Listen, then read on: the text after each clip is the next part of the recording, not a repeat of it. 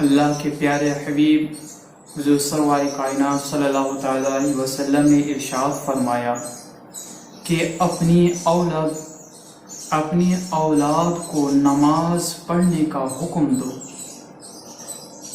جب کہ وہ 7 سال کا ہو جائے، اور نماز نہ پڑھنے پر ان کی پٹائی کرو جب کہ وہ 10 سال کے ہو جائیں، اور ان کے بستر الگ کر دو، یعنی لڑکوں اور لڑکیوں کو ساتھ نہ سلاؤ۔ حضرت محترم، اس حدیث مبارکہ میں اللہ کے پیارے حبیب صلی اللہ تعالیٰ علیہ وسلم نے ارشاد فرمایا کہ جب بچے 7 سال کا ہو جائیں تو ان کو نماز سکھاؤ، ادب سکھاؤ، اسلامی طریقہ سکھاؤ۔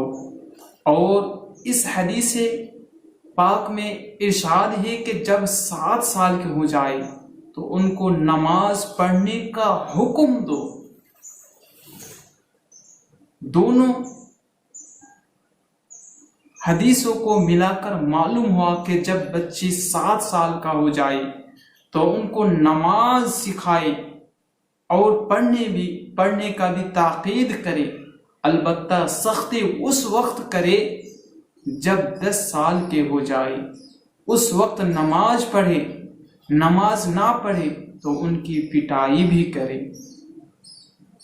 اسلام کا دوسرا رکن نماز ہے، یعنی اسلام میں 5 چیزیں فرض ہیں۔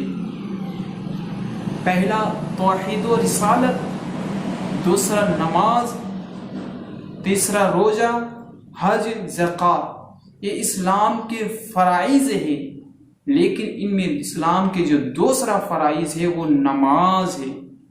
قرآن و حدیث میں نماز کی سخت تاکید وارد ہوئی ہے۔ اس کی فرضیت کا منکر کافر ہے، اور اس کا نہ پڑھنا بہت بڑا گناہ ہے۔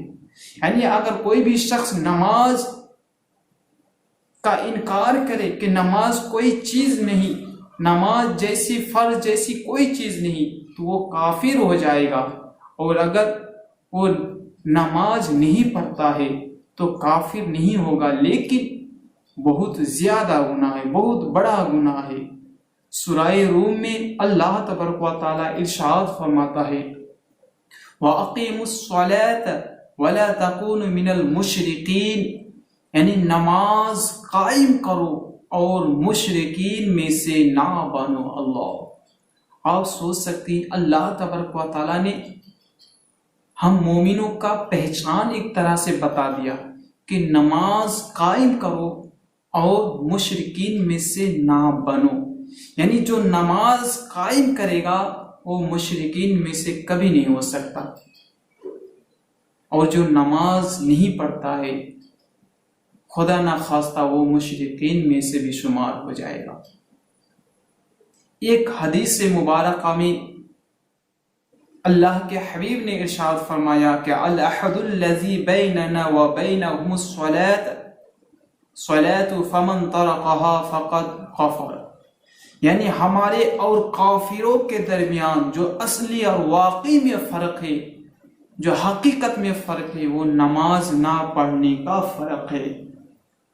پس جس نے نماز چھوڑ دی اس نے کفر کا کام کیا۔ اللہ، ہم اور آپ کہاں ہیں؟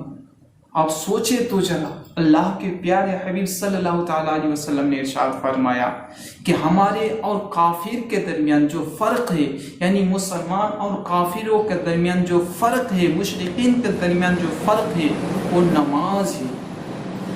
یعنی جو نماز کو پڑھے گا، نماز کو پڑھتا ہے، حقیقت میں وہی مسلمان ہے۔ ایک حدیث مبارکہ کا مفہوم ہے کہ صحابہ کرام کا قول ہے کہ صحابہ کرام کے درمیان مسلمان اور غیر مسلمان کا فرق جو کیا جاتا تھا وہ نماز کے ذریعے سے کیا جاتا تھا۔ نماز ایک اسلام کی خوبصورتی ہے، نماز ہمارے پیارے آقا صلی اللہ تعالی علیہ وسلم کی آنکھوں کی ٹھنڈک ہے، اور نماز دل کا سکون ہے۔ پیارے اسلامی بھائیوں، نماز ہرگز نہ چھوڑے، نماز کی پابند ہو جائے۔ نماز انسان کو متقی بنا دیتا ہے، پرہیزگار بنا دیتا ہے۔ نماز انسان کو برائیوں سے روکتا ہے، برائیوں سے روکتی ہے، اور اللہ تبارک و تعالی نماز ہی کے ذریعے سے انسان کے بے شمار گناہوں کو مٹا دیتا ہے، اور اللہ تبارک و تعالی اس کے بدلے میں ان کے درجات کو بلند بھی عطا فرماتا ہے۔ نماز ہی ایک ایسی نعمت ہے کہ اس کے بدولت ہماری گناہ کو اللہ تبارک و تعالی بخش دیتا ہے۔ اسی لیے پیارے اسلامی بھائیوں، اپنے بچوں کو نماز کی حکم دو، نماز کی تاکید کرو، اور خود بھی نماز کی پابندی ہو جاؤ۔ اللہ تبارک و تعالی ہمیں نماز کے ذریعے سے ہمارے گھروں سے تمام آفات بلیات کو دور کرتا ہے۔ نماز ہی کے ذریعے سے ہمارے گھروں میں خیر و برکت کا نزول فرماتا ہے۔ اس لیے ہمیں چاہیے کہ نماز کی پابندی ہو جائے، اور دل میں عہد کریں کہ ہم نماز ہر حال میں نہیں چھوڑیں گے، ہر حال میں نماز کی پابندی کریں گے۔ السلام علیکم ورحمۃ اللہ وبرکاتہ۔